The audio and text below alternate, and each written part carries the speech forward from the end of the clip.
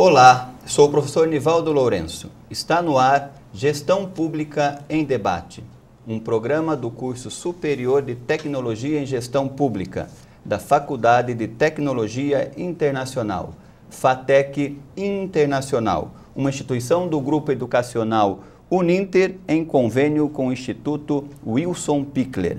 Este programa complementa a formação acadêmica dos nossos alunos em gestão pública de Curitiba e em todo o território nacional. Não tem conotação ideológica ou partidária.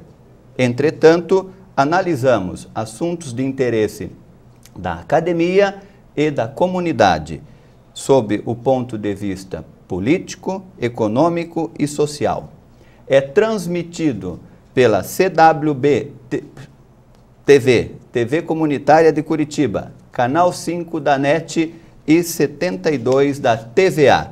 Neste primeiro bloco, trataremos do tema Sucesso e Fracasso Escolar nas Escolas Públicas com a pedagoga Adriana Santos. Olá, obrigada pelo convite e pela oportunidade, professor Nivaldo. Adriana, pedagoga, graduada em Pedagogia pela Universidade Federal do Paraná, especialista em Organização do Trabalho Pedagógico pela Universidade Federal do Paraná, funcionária da Secretaria Estadual da Criança e da Juventude. Atualmente está no Centro de Integração Comunitária Diva Pereira Gomes. Adriana, hoje nós vamos tratar de um assunto de extrema importância, que é a questão do sucesso ou do fracasso escolar nas escolas públicas. Nós sabemos que não é somente nas escolas públicas que temos o fracasso escolar, nós também podemos analisar nas escolas privadas, né? Então eu lhe pergunto, qual é o perfil hoje dos adolescentes e dos jovens, né, que estão nas escolas públicas? Bem, cabe, num primeiro momento, esclarecer que fase é essa da adolescência, né? O jovem, a pessoa que está na adolescência, ela está numa fase de transição, de mudanças biológicas, psicológicas e também de mudanças sociais. É um momento em que o adolescente, em que esse indivíduo, ele está se afastando do seio familiar e está começando a se apropriar de outros grupos, de outras formas de convivência, né? O que mais que esse jovem tem, que esse adolescente tem, né? Ele participa de uma sociedade, da sociedade atual, a sociedade capitalista. Essa sociedade é uma sociedade consumista, então ele é um jovem que reflete o mundo adulto, nós também somos consumistas. É um jovem que é imediatista, porque ele quer o retorno no momento em que ele precisa. É alguém que está em busca de identidade. É alguém que está com dificuldade em aceitar a autoridade de uma pessoa mais velha. E, além de todas essas circunstâncias, o jovem, especialmente esse da pesquisa, ele é um jovem que está em vulnerabilidade social. Significa que, além de todas essas mudanças psicológicas, biológicas que ele está passando, ele também tem problemas econômicos, familiares. Enfim, é esse jovem que está inserido na nossa escola pública hoje. Então, a vulnerabilidade social, ela se encontra em que aspecto hoje na sociedade de hoje, dentro da escola? Assim, está em vulnerabilidade social aquela pessoa que não tem todos o acesso aos bens que lhe são garantidos. Eu estou falando aqui, então, do adolescente que tem um estatuto, da criança que prevê todos os seus direitos e garantias. Então, esse jovem que está em vulnerabilidade, que está na nossa escola, ele está com problemas econômicos, está com problemas sociais, dificuldades na família, e então tudo isso o expõe a um risco maior. Que risco é esse? Que tipo de risco que ele sofre? Principalmente de não ver na escola uma possibilidade de libertação, de não ver na escola uma possibilidade de crescimento, de encontrar outras facilidades, outros meios de se desenvolver e de crescer, ainda que pecaminosos, vamos dizer assim. Não sei se seria bem essa a palavra, mas assim, ele pode se envolver para ser aceito nas drogas, para ser aceito, ele vai consumir muito mais, ele precisa precisa desse dinheiro. Então, isso é estar em vulnerabilidade social, é não ter atendido os seus direitos básicos que estão garantidos na legislação. Então, na sua pesquisa, né, sucesso escolar versus fracasso escolar, estudo de caso de adolescentes no Centro de Integração Comunitária Diva Pereira Gomes. Você considera que o educando está em situação de sucesso ou de fracasso escolar, não é? Que aspectos que são avaliados nesse processo? Então, nessa pesquisa, o considerado como sucesso escolar é aquele adolescente que está em idade e série compatíveis, é um adolescente que tem bom desempenho escolar, ele realiza as atividades com facilidade, ele consegue desenvolver-se bem no relacionamento com as outras pessoas em sala de aula e, principalmente, ele tem interesse em continuar a vida acadêmica. Essa continuação é que vai dar para ele as garantias de ser cidadão, né? Está em fracasso o oposto. O que é esse oposto? Aquele adolescente que não acompanha o programa, o currículo escolar. Ele não vê sentido na escola. Para ele, tanto faz, ele está ali por obrigação e não se entende como um direito, né? E não se reconhece como sujeito desse direito garantido, conquistado por lutas históricas, né? Então ele não se reconhece nisso, por isso ele se encontra em fracasso escolar. Adriana, nós estamos num momento eleitoral onde muitas das propostas vêm na área da educação, não é? Eu lhe pergunto, fala-se muito na educação, fala-se muito hoje no meio acadêmico e no próprio sala dos professores, vamos considerar assim, que os alunos estão mais indisciplinados do que eram alguns anos atrás, alguns anos anteriores, não é? Aí eu lhe pergunto, o fracasso escolar hoje, ele pode ser considerado um problema de gestão pública? Se ele pode ser considerado um problema de gestão pública, o porquê que ele é considerado? Só fazendo um resgate, então, antes, professor Nivaldo, assim, fracasso escolar não está relacionado apenas à indisciplina. Às vezes a gente acaba confundindo fracasso com indisciplina, bagunça, mas são vários os fatores que fazem com que esse adolescente não queira estar na escola, né? Então, na pesquisa, ela aponta que realmente ainda o fracasso hoje ele é visto sim como um problema de gestão pública. Por quê? Porque nós precisamos repensar, embora muitos avanços tenham sido feitos na área da educação, e isso diariamente a gente tem percebido, mas a gente tem que repensar alguns mecanismos para trabalhar com a heterogeneidade dentro da escola. A escola ela ainda está preparada para trabalhar com o homogêneo, com aquilo que é certo, com aquilo que já está pronto e acabado. E, na verdade, o adolescente significa processo, né? Processo de desenvolvimento. E nós estamos preparados para receber aquilo que está pronto. Então, a escola precisa trabalhar com isso. Precisa também há que se pensar numa gestão que possibilite novas metodologias e processos adequados para se trabalhar com esses grupos marginalizados. Que tipo de grupos marginalizados? Aqueles socialmente e economicamente também, né? E quais seriam essas metodologias que você pode trabalhar com esses adolescentes que você está chamando de marginalizados? Eu acredito que a escola, principalmente, ela tem que rever formas de trabalhar com esse adolescente. Como, por exemplo, partindo do cotidiano do adolescente. A escola ela tem um material didático pronto, que vem um livro que trata de algumas questões, mas às vezes aquela questão não faz parte da realidade daquele adolescente. Então, eu acredito que o primeiro passo para melhorar esta metodologia é principalmente partir do cotidiano. Esse professor que está na escola, ele tem que conhecer a realidade desse aluno. Então, tem que ser coletivo, é uma gestão pública, democrática, onde há participação não só do diretor, não só do pedagogo, mas também dos professores, dos pais, dos alunos, dos envolvidos. Conhecer que tipo de aluno eu tenho na escola é o primeiro passo para eu caminhar na solução desse fracasso escolar.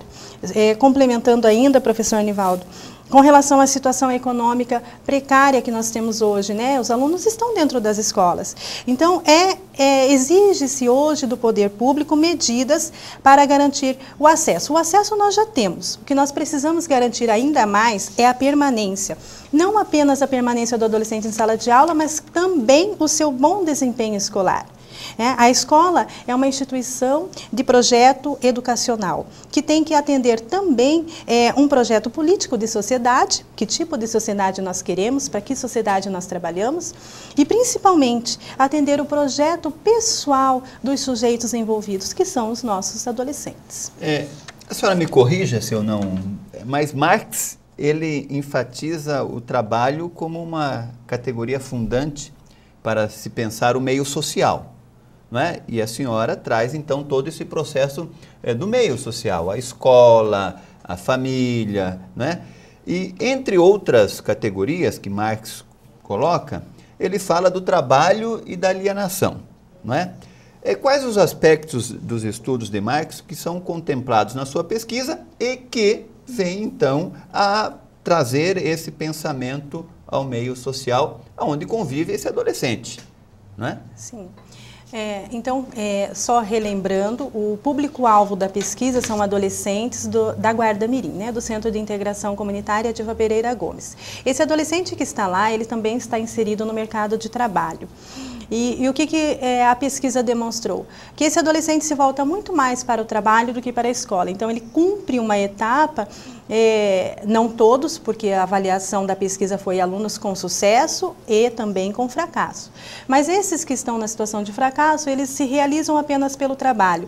E o Marx, ele vai trabalhar essa categoria do trabalho como processo de formação de um homem novo. Então, não trabalhar apenas pelo salário, não trabalhar apenas para o imediatismo, mas trabalhar para conquistas, para se reconhecer no seu espaço, se reconhecer na sociedade, não ficar apenas nos detalhes, participar do processo. Então, o trabalho que eu enfatizo ali de Marx, a categoria, né? Trabalho não apenas como reprodução, e sim como uma construção coletiva, onde o trabalhador ele tenha condições de resistir aos males da divisão do trabalho que existe. Então, assim, eu não quero apenas que aquele adolescente veja no trabalho apenas um rendimento, ou que ele apenas aperte parafusos, que ele entenda o processo como tal e que ele se entenda nessa sociedade enquanto sujeito. E é isso, nesse espaço que eu coloco Marx na pesquisa. E qual é o papel, então, fundamental da família, né? Que a família ela é entendida de forma que venha a contemplar que este aluno, que esse jovem, que este adolescente não seja indisciplinado dentro de uma escola ou dentro de uma instituição, né? O que essa família ajuda na formação desse adolescente, né? Ou atrapalha? Atrapalha ou ajuda? A família vem nesse processo como agora, professora Adriana? Assim, não podemos esquecer que o adolescente, ele está em desenvolvimento e ele vai quebrar as regras, ele vai nos testar o tempo todo. E não podemos esquecer também que nós já fomos adolescentes, já passamos por essa etapa. Grandes líderes que nós temos hoje foram adolescentes que se questionaram, que questionaram os outros, que foram chamados de rebeldes, vamos dizer assim.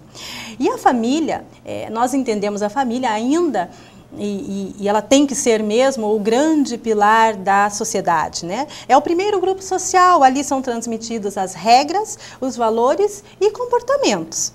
Mas... Professora Adriana, a família hoje não é somente mais aquela parental, pai, mãe e filhos.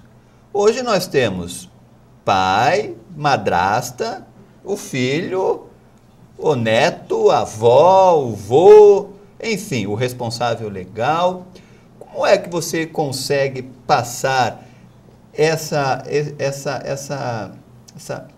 esse problema, né? Não sei se é um problema, não sei se a senhora vê como um problema essa questão que hoje a família não é mais como a gente imagina, olha, a família correta é pai, mãe, filho e ponto final. Não é mais assim na nossa sociedade. E muitas vezes isso vai refletir lá na escola. O adolescente, o jovem, leva esse problema para dentro da escola.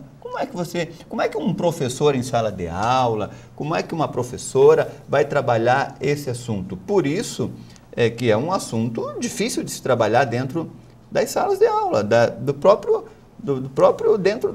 instituição de ensino, não é? É verdade. As famílias não são mais nucleares. Por todas as mudanças sociais, econômicas, as transformações que foram acontecendo. Então, hoje, defende-se, né? Vitale vai falar bastante disso, que a família, ela é monoparental. Então, hoje, o adolescente que está dentro da escola vive com os pais, vive com um dos pais ou com os avós, enfim, né? Com várias pessoas dentro de uma mesma casa e, geralmente, com um só dos progenitores. Por isso que eu disse que a escola, ela tem que trabalhar com a heterogeneidade e ela tem que conhecer esse adolescente, a realidade dele, porque senão ela não vai conseguir trabalhar as questões em sala de aula. A família tem que passar para o adolescente em que momento que ela vai ajudá-lo, ainda que seja monoparental, e a gente tem que trabalhar com essas questões, elas estão aí, né? Tem que passar para o adolescente o sentimento de pertencimento, de que ele pertence, que ele é aceito, que ele é bem-vindo naquele seio familiar, ajudá-lo a construir a sua identidade nesse momento. É dizer, não é porque o pai ou a mãe não vivem juntos que os filhos vão ficar abandonados. Nós temos que estar ali, trabalhando juntos, construindo, trabalhando na escola, coletivamente. E tem que ajudá-lo a superar as experiências de insegurança que eles passam nessa vida, que são as ameaças trazidas pelo desemprego, os problemas, os conflitos, né? Como que os pais podem ajudar nisso? E a melhor forma é o diálogo. Né? A família hoje ela reproduz muito a desigualdade e a violência, mas a gente tem que trabalhar no processo contrário. Quais são os principais fatores apontados para que o educando, né, ele tenha o sucesso ou ele tenha o fracasso na vida escolar? Então, dentro da pesquisa, a principal situação que apareceu no fracasso foi a situação econômica, né? Você não ter dinheiro para comprar um livro, para ir a um museu, para participar das atividades escolares, não investir, o baixo investimento intelectual nas atividades educativas. Porém, nós temos os adolescentes com sucesso, né? Qual é a diferença entre um adolescente que tem sucesso e um adolescente que está em situação de fracasso? Foi detectado pela pesquisa que o principal diferencial é a família. A sensação de pertencimento, que já foi dito anteriormente, as condições que os pais dão para esse adolescente, dele se sentir sujeito e, principalmente, o nível cultural da família. Aquela família, mesmo que ela não tenha tido estudo, ela entende aquilo como necessário. Então, ela vai ajudar esse adolescente a crescer. Quando a família não se apropria disso, dificilmente o adolescente tem vontade de estar na escola, né? Você fala na questão econômica, né? O aluno muitas vezes não tem a condição de comprar um livro, não tem a condição de ter um caderno. Onde entra o poder público aí? Onde entra o gestor público? Você acredita que dar o caderno ou o livro ou ter esse processo vai melhorar a questão do do sucesso desse adolescente, desse jovem na escola? Oferecer este material didático, como a gente vê muito nos municípios e no próprio estado, hoje tem o livro didático, tem os uniformes. Isto melhora o quê? As escolas elas já oferecem isso para o aluno, mas a questão maior não é dar o caderno. Quando eu falo de investimento intelectual em livros, filmes, enfim, museus, além da escola, porque a escola ela passa o conhecimento sistematizado, mas o aluno precisa de outros parâmetros também para se tornar sujeito de direitos, para se reconhecer nesse espaço da sociedade, né? A escola já oferece isso, muito mais do que dar um caderno, do que dar um livro didático, do que ceder um uniforme para um aluno. Nós precisamos instrumentalizar as famílias para que elas se apropriem desse desse direito e para que elas trabalhem nesse sentido de dar valor, de dar significado, de entender a escola como uma conquista histórica. Nem sempre a escola foi pública, né? Nem sempre a escola favoreceu as classes menos favorecidas. Ela teve um tempo que ela só era para quem tinha muito dinheiro. Então, isso foi uma conquista histórica para nós. E nós temos que valorizar esse espaço, preservá-lo. Então, primeiro tem que se fazer um trabalho de consciência, de pertencimento também a esse espaço escolar, dos familiares.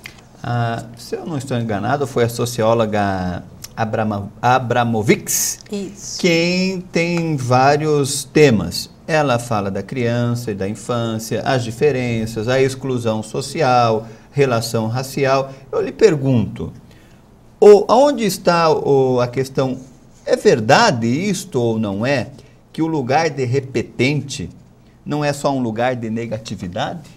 Isso é verdade? Isto é estudado? Como que a gente apresenta isso para a nossa comunidade escolar e para os gestores públicos? O ideal é que não se tivesse a repetência. Vamos dizer assim, não estou defendendo que o aluno não repetisse, mas sim que ele tivesse o bom desempenho escolar. O ideal seria que ele fosse aprovado sempre.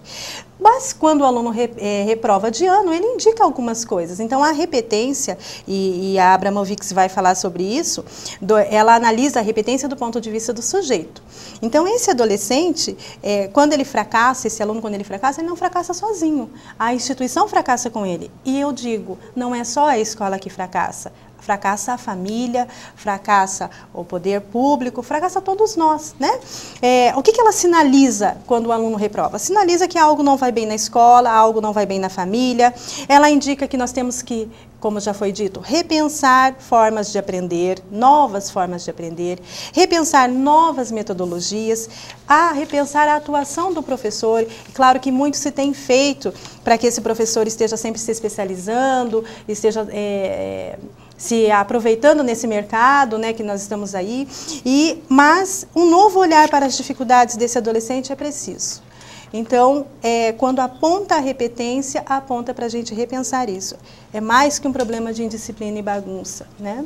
Mas assim, você passando a criança na primeira série, vai para a segunda, vai para a terceira, vai para a quarta. Digamos que ele tem alguns problemas ali, de entender, ou do escrever, do pensar, do raciocinar, do somar, e ele vai passando série a série, quinta, ensino médio, e chega com todas essas dificuldades que hoje é discutido no meio acadêmico, do ensino médio.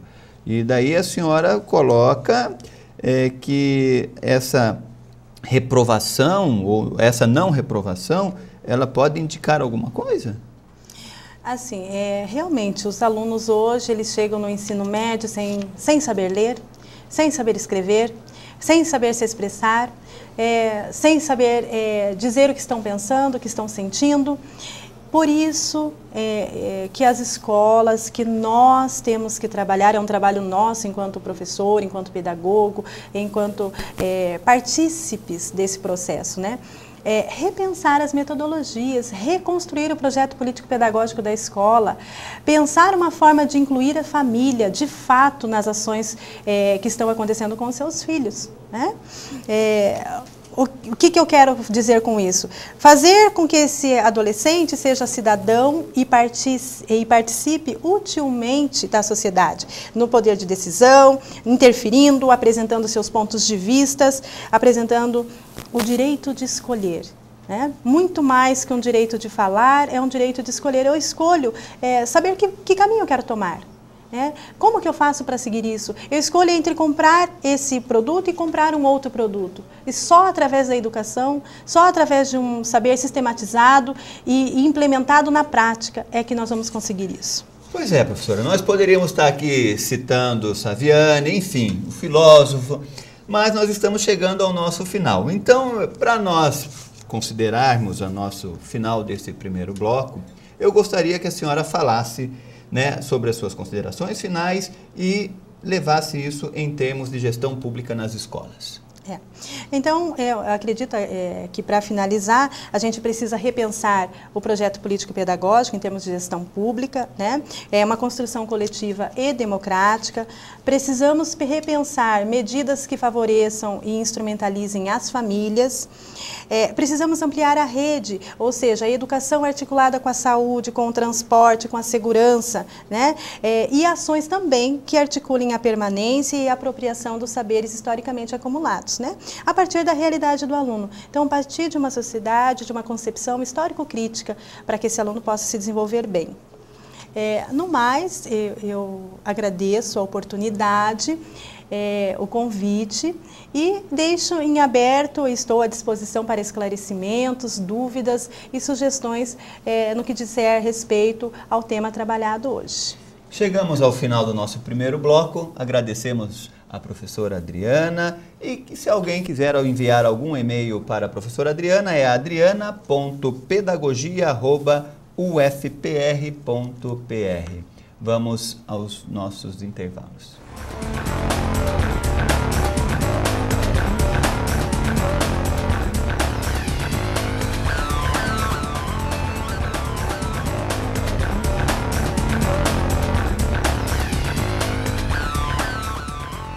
O seu sucesso profissional exige mais que uma simples formação. É preciso diversidade. A pós-graduação da FATEC Internacional, administrado pelo IBPEX, leva para todo o Brasil mais de 120 cursos, com mensalidades acessíveis para que você tenha opções de escolha e facilidade de acesso. Pós-graduação FATEC Internacional. A nossa diversidade faz a sua marca profissional. Garanta já sua vaga. 0800 702 0501.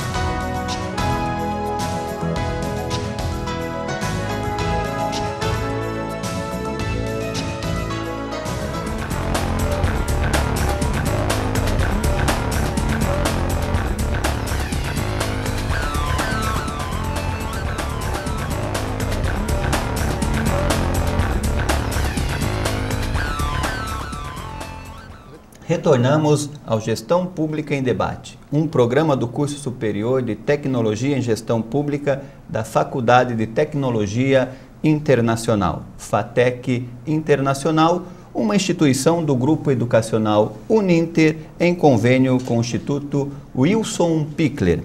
Neste segundo bloco, o tema é Disciplina e Educação com a pedagoga Carla Felício. Bom, olá a todos, muito obrigada, professor Nivaldo, pela oportunidade, obrigada FATEC, e espero que vocês gostem do tema a ser discutido. Carla Cristina Felício é funcionária da Secretaria Estadual da Criança e da Juventude, hoje é pedagoga do Centro de Integração Comunitária Diva Pereira Gomes, é graduada em Pedagogia pela Universidade Federal do Paraná, especialista em Organização do Trabalho Pedagógico também pela Universidade Federal do Paraná e hoje faz especialização em Filosofia da Educação Ética Política pela Universidade Federal do Paraná. Bom, Carla, como é que nós vamos discutir disciplina e educação, né? E como é que surge esse teu interesse de fazer essa pesquisa na área da disciplina educacional? Bom, para falar da disciplina e educação, eu gostaria de comentar um pouquinho do trabalho feito no Centro de Integração Comunitária Diva Pereira Gomes, Guarda-Mirim. Foi a partir daí que eu comecei a perceber essa questão da disciplina no adolescente. Porque a Guarda-Mirim, ela não é uma instituição de disciplina militar, né? Mas ela tem um convênio com a Secretaria de Estado de Segurança Pública, onde tem os policiais militares que fazem esse trabalho de regras e limites, né, para os adolescentes. Então, quando esses adolescentes eles são inseridos na Guarda-Mirim, quando eles passam pelo processo seletivo e começam a participar do programa, eles têm um grande impacto, porque normalmente na família, né?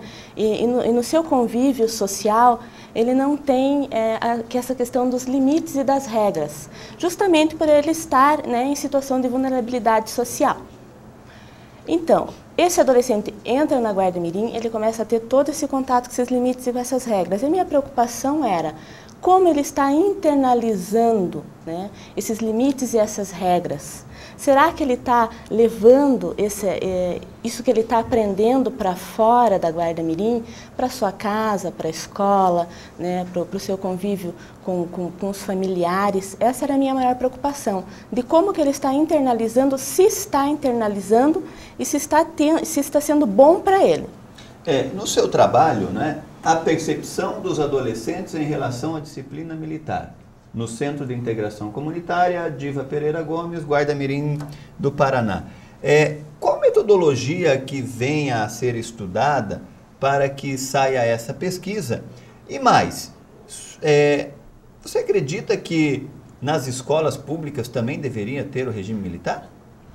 Bom, primeiro, como foi feita a pesquisa, né? Foi observando o cotidiano desse adolescente. Como que ele se expressava, né, quando ele tinha o contato com a disciplina mais rígida. Né? Foi observando comentários, atitudes, né, e até questionamentos dos adolescentes com a parte pedagógica. Né? E essa pesquisa ela foi qualitativa, né, e observando e com um questionário que ele pôde estar respondendo, né, sim, eu falando para ele que não era um questionário direcionado para a unidade trabalhada, né? E sim para uma pesquisa da Universidade Federal. Então ele pôde realmente falar nesse questionário, escrever o que ele pensa da disciplina militar na instituição, na unidade. E eu acredito o seguinte, que a disciplina militar, eu acho que é muita pretensão você falar que ela deve ser adotada em na rede pública de ensino. Né? Nós temos várias escolas que adotam várias pedagogias e várias formas, né, de estar colocando limite e regra no seu adolescente, né, que está na escola. Mas, né, um pouco de disciplina, né, um pouco de norma e um pouco de regra vai estar ajudando esse adolescente a estar aprendendo, vai estar ajudando no aprendizado. Como Gramsci, em alguns dos seus escritos, né, coloca, nós precisamos de autodisciplina para poder aprender. Nós precisamos controlar o nosso corpo para estar sentado ali, né, para estar aprendendo, para estar prestando atenção na professora. Então, a disciplina ela é necessária na escola, mas não a disciplina militar nas escolas públicas, mas sim a disciplina e a internalização dos limites. Qual o motivo que faz com que os responsáveis, esses pais, mães desses adolescentes, procurem uma instituição onde há um regime disciplinar mais rígido? Nós temos aí vários colégios de religiões, né, que também têm uma disciplina um pouco mais rígida, vamos considerar assim. Não somente instituições que tenham ou que são próximas ao regime militar. O que leva o responsável a procurar essas instituições? Bom, nós temos uma cobrança da sociedade, né, na questão dos limites e das regras, porque para viver em sociedade você tem que respeitar o espaço do outro, né? Para viver no coletivo é necessário que você entenda o outro. E é lógico que as famílias não são mais nucleares, né? Mas o adolescente precisa ter uma referência, né, na questão educacional e na questão dos limites. Então esse adolescente, se ele convive com a tia, com o tio, com o avô, com a avó ou até em uma instituição para adolescentes, vai ser cobrado dele o quê? Que ele tenha limites, que ele tenha disciplina, que ele vá para a escola, que ele não gazeie aula, que ele se comporte na sala de aula, né, que ele tenha um horário de estudo em casa. Alguém vai ser referência para estar cobrando, né, essa questão disciplinar do adolescente. E muitas vezes esse responsável, essa figura, procura uma escola ou uma instituição que forneça mais, né, um aparato aí na questão da disciplina e da internalização de limites. Qual é o papel do gestor público nessa questão disciplinar? Quando eu falo gestor público, podemos estar falando do diretor da escola, ou da diretora, ou a própria pedagoga, né, o setor pedagógico das escolas. Como é que você vê esta visão? Hoje a gente entra muitas vezes em sala de professores e fala, eu não aguento mais a quinta série, eu não aguento aquela turma, né? Como é que você trabalha? Então tem que ser rígido mesmo a coisa, tem que ser dureza. Acho que esse discurso do eu não aguento mais o aluno é o que a gente mais vê acho que o assunto do momento é a questão da indisciplina na escola. Né? E como o gestor público pode estar pensando a educação desta forma? Né? Eu acho que o gestor público tem que pensar que tipo de cidadão nós queremos formar. Né? A sociedade está cobrando o quê? Né, da escola, e que tipo de cidadão nós queremos formar. Se há um cidadão mais individualista, se há um cidadão para o coletivo, né, se há um cidadão que vai simplesmente seguir normas e regras sem compreendê-las, porque nós precisamos compreender, né, as regras que são colocadas na sociedade para que a gente possa seguir. Então, o gestor ele tem que estar pensando, tem que estar reavaliando quem nós queremos formar. Hoje, nos planos de trabalho, nos projetos políticos pedagógicos, nas propostas pedagógicas, nós vemos muito essa frase tão linda, né? Devemos formar cidadãos críticos, que entendam a sua realidade e devam transformá-la. Mas que cidadão? Qual realidade? Nós sabemos qual que é a realidade deste aluno? Para que ele possa transformá-la? O que é ser um cidadão crítico? Então, o gestor tem que estar junto, tem que estar pensando desta forma, conhecendo o aluno, conhecendo o direcionamento da educação. E os adolescentes? Nós então falamos do gestor público, não é? E os adolescentes? Eles acreditam que a utilização dessa disciplina, desses limites, dessas regras, né, mudam os aspectos das vidas deles? Muda, ele muda, o adolescente muda. Eu sou um adolescente rebelde, chego lá na escola, indisciplinado, fazendo bagunça. De repente, chego e vejo que ali tem disciplina.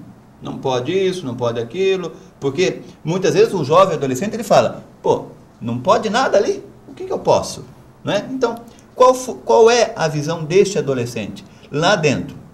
Bom, por mais, né, que seja do adolescente quebrar as regras, quebrar os limites, é da adolescência, porque a adolescência é tudo inovação, eu quero experimentar o diferente, então eu tenho vontade de quebrar as normas que me são colocadas. Né? Mas na pesquisa com os adolescentes da Guarda Mirim, por incrível que pareça, né, eles gostam e internalizam essas regras. E alguns até colocaram, por mais que eu tenha vontade de quebrá-las, eu as entendo.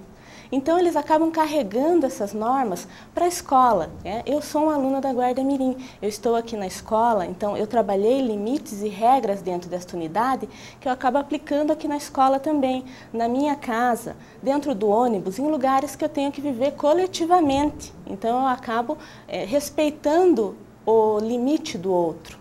Quer dizer, isso então, sem os adolescentes conhecer o Macarenco, eles internalizam que o coletivo, né, como diz Macarenco, depois a senhora pode até me corrigir, é um organismo social vivo, né, e por isso mesmo possui órgãos, atribuições, responsabilidades, correlações, né, entre as partes.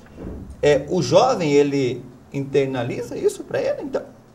Ele internaliza. Bom, falando um pouquinho de Macarenco, né, para não ficar vago, Macarenco foi um pedagogo ucraniano, né, e ele que iniciou, né, a pedagogia socialista, que é a pedagogia para o coletivo. A partir do adolescente, do indivíduo, né, eu vou educá-lo para entender o coletivo e participar desse organismo vivo, né, que nós dependemos uns dos outros quando a gente fala de organismo vivo. E o adolescente, ele internaliza sim, ele internaliza, por mais que tenha vontade de quebrar as regras, que ele está num organismo vivo, que tem correlações, que ele tem que respeitar o outro. E Macarenco coloca isso nos seus escritos, né, que é uma saída para a educação para o coletivo, pensar juntos, pensar no outro, respeitar o outro.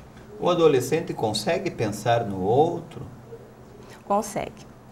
Consegue sim, porque ele acaba, né, vendo a questão assim. Quando eu estou, né, digamos, transgredindo uma regra, né, eu vou estar prejudicando uma outra pessoa, eu vou estar entrando, né, naquele limite da outra pessoa. E de tanto a gente de trabalhar esse limite, trabalhar a disciplina com o adolescente, é lógico, fazer ele perceber que ele está numa sociedade, né? Que ele vive em sociedade, que ele precisa disso, não só lá na unidade, mas na escola, no trabalho, como é o caso dos adolescentes da Guarda Mirim, que já estão inseridos no mercado de trabalho. Se eu não tenho uma postura no meu trabalho, se eu não tenho uma postura na escola, eu não vou conseguir atingir os meus objetivos. Qual é a idade dos adolescentes lá, professora? De 14 a 18 anos incompletos. E ele, 14 ele é adolescente, 18 ele já está indo para a juventude, jovem, né? E a senhora verifica que ele sai com alguma diferença dali, dessa instituição, da Guarda Mirim ou não? Se ele internaliza, né, se ele pratica a questão da disciplina, se ele consegue colocar isso na empresa, na escola, em casa, e ele entende principalmente o motivo, né, dessa regra que ele tem que seguir, isso com certeza vai mudar a vida dele. Não digo que ele vai sair de lá pensando, não, eu tenho que seguir essa regra, olha, porque é importante. Lógico, mas ele vai pensar antes, né? Por que eu tenho que seguir essa regra? É importante para mim? Vai fazer alguma diferença? Ele vai pensar nas suas atitudes. Você acredita, então, que o modelo de disciplina militar que você pesquisou, ele deve ser utilizado nas escolas que têm dificuldade com indisciplina? Não a disciplina militar, né, mas trabalhar um pouco a questão da disciplina na escola, né? Trabalhar esse adolescente na escola, né, a realidade dele, trabalhar um pouco da disciplina e inserir ele nessa questão do coletivo, né? Começar com o indivíduo para que ele consiga se inserir na sociedade. É muita pretensão falar de disciplina militar em todas as escolas. Não, mas um pouco mais de disciplina, autodisciplina. Para poder aprender, nós precisamos de autodisciplina. No primeiro bloco, nós estávamos discutindo com a pedagoga Adriana a questão do sucesso e do fracasso nas escolas públicas. A disciplina ou a indisciplina tem proximidade com este assunto? O aluno indisciplinado, ele pode ter um fracasso maior nos seus estudos? Ou não? Isso não tem interferência nenhuma? Não, interfere sim. Porque se o aluno ele está com uma dificuldade disciplinar, ele não vai conseguir prestar atenção, ele não vai conseguir participar da aula, ele não vai conseguir fazer um trabalho em equipe. Se ele não tem a disciplina de estudar em casa, né, para uma avaliação, ele não vai conseguir se desenvolver educacionalmente. Ele vai ter dificuldade, sim. Por isso que o gestor público tem que conhecer o aluno, né, conhecer a sua realidade, né, e pensar no aluno para o coletivo. O conhecer a realidade do aluno, como faz isso? Como se trabalha isso? Você tem que saber onde ele mora, saber se ele tem pai, mãe, da onde ele advém, é isto? A maioria das escolas, né, quando elaboram seus projetos políticos pedagógicos, planos de trabalho, elas têm que ter essa noção do local que a escola está inserida. Como que é essa comunidade? É uma comunidade carente? É uma comunidade de classe média? O que essa comunidade precisa? O que nós precisamos ensinar para esse adolescente ou para essa criança? Né? O que essa comunidade está precisando? E lógico, não pensando só no micro, só na comunidade, né? Mas pensando também no macro, né? O que eu quero deste adolescente na sociedade. Então, a escola está inserida dentro de uma comunidade e esta escola tem que conhecer aonde ela está inserida, para então poder trabalhar essa questão da disciplina e da indisciplina, né? Então, eu pergunto assim, o adolescente que está inserido em um ambiente que usa o modelo da disciplina mais rígida, ele pode ocasionar a perda da identidade desse adolescente, porque ele chega num local onde ele não estava acostumado com aquela questão da disciplina, e aí ele perde a identidade dele, ou ele vai ganhar, ou ele vai acrescentar? Bom, assim, ele está ali, ele está totalmente, quando ele está na instituição, na escola de disciplina rígida ou na unidade como a Guarda Mirim, que segue a disciplina militar. Ali ele vai internalizar aquelas regras, aqueles limites, mas não quer dizer que ele vai sair daquela instituição e ele não vai pensar em outra coisa, né? Ele não vai perder a sua identidade. Se ele é do grupo de hip hop, ele vai continuar no grupo do hip hop dele. Se ele faz capoeira, ele vai continuar na capoeira. Ele não vai perder, ele só vai internalizar algumas regras e alguns limites, né? Não quer dizer que ele vai perder a sua identidade, porque ele vai continuar com as suas atividades na escola, suas atividades culturais, na sua vida familiar. Aproveitando do hip hop, o hip hop, ele é uma cultura já nas nossas cidades do Brasil, e o hip hop, ele pode ter disciplina, ele pode estar inserido num processo disciplinar, ele ajuda, o hip hop eu acredito que deva ajudar aquele adolescente que gosta da música, né, que gosta da cultura, né, isso ajuda o adolescente a ser mais disciplinado também, não só o conceito de disciplina militar, mas também o conceito, se existe o conceito da disciplina do hip hop, porque o adolescente quando vai no grupo de hip hop, ele também tem algumas regras ali, né? O jeito de falar, o jeito de andar, o jeito de vestir, né? A sua cultura própria, vamos dizer assim. Isso. Bom, toda atividade cultural, né, bem direcionada, com objetivos, também transmite regras e limites, né? Tanto o karatê, a capoeira, o hip hop, a dança, desde que ela seja bem direcionada e bem trabalhada com esse adolescente, ele também ali vai ter que respeitar limites e regras para continuar naquele grupo, para continuar participando daquela atividade.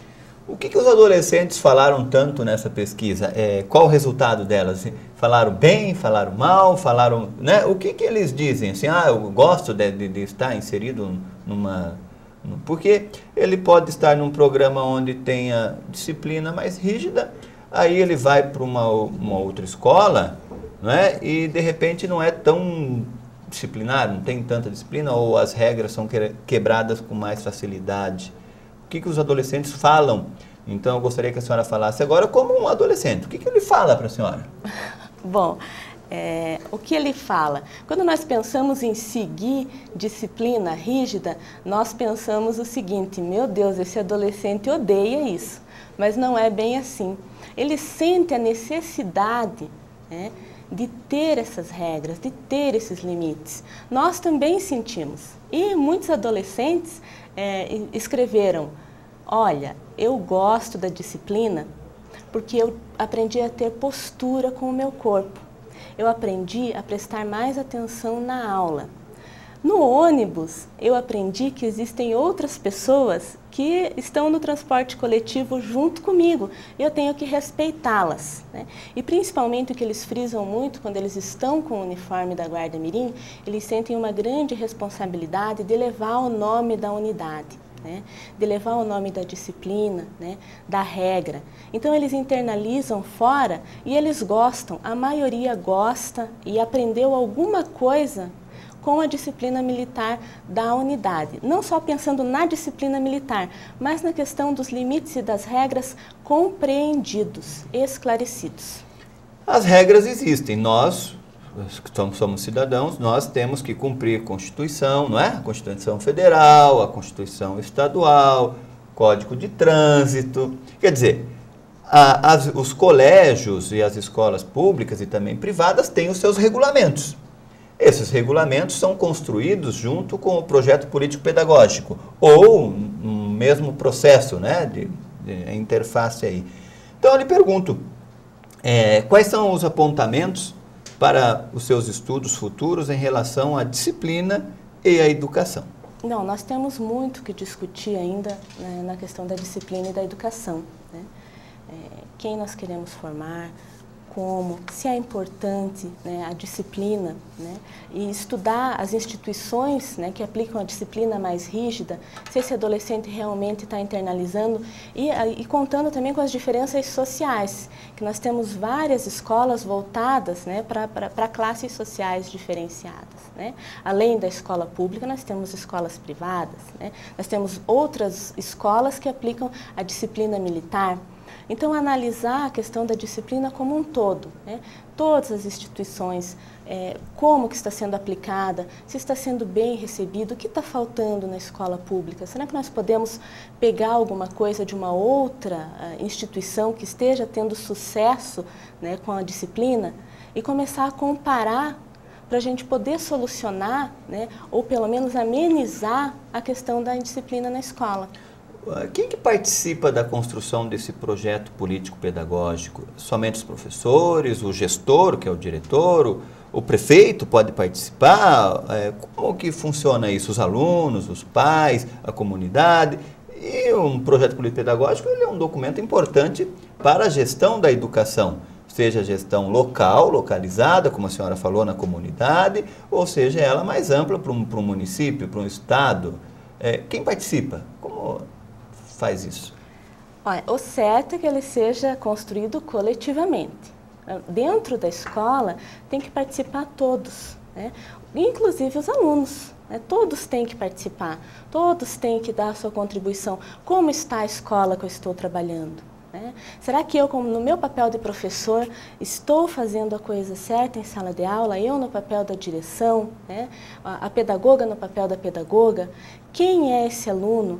O aluno tem alguma coisa que ele queira mudar na escola? Tá bom? Qual é a opinião do aluno, em relação à escola? E isso tem que ser coletivo, né? Os outros funcionários da escola, como eles veem a escola? Eu acredito que essa forma coletiva pode ser realizada em outras esferas também, no município, no estado. Tem que se pensar como um todo, no coletivo. E pensando no coletivo, você no seu trabalho, a percepção dos adolescentes em relação à disciplina militar, qual é a percepção, então, que nós estamos chegando ao final aí do nosso mais programa, e qual é a percepção desses adolescentes? E a senhora aproveita e faça suas considerações finais. Bom, a percepção do adolescente é de que ele, por mais que queira quebrar as regras, ele pede essas regras, ele precisa de limite, ele precisa de disciplina, precisa aprender a respeitar o outro para ele poder fazer novas relações. E ele entende isso, ele sabe que ele precisa e ele expôs isso na pesquisa. E queria também pedir para os gestores, quando forem pensar a nossa educação para o coletivo, pensar na nossa educação quem eu quero formar, de que forma eu quero formar e para que eu quero formar. Agradecemos à professora e pedagoga Carla Cristina Felício. Quem quiser entrar em contato com a pedagoga Carla é carla.felicio@bol.com.br. Estamos chegando ao final de mais um programa Debate em Gestão Pública. Agradecemos a sua presença conosco.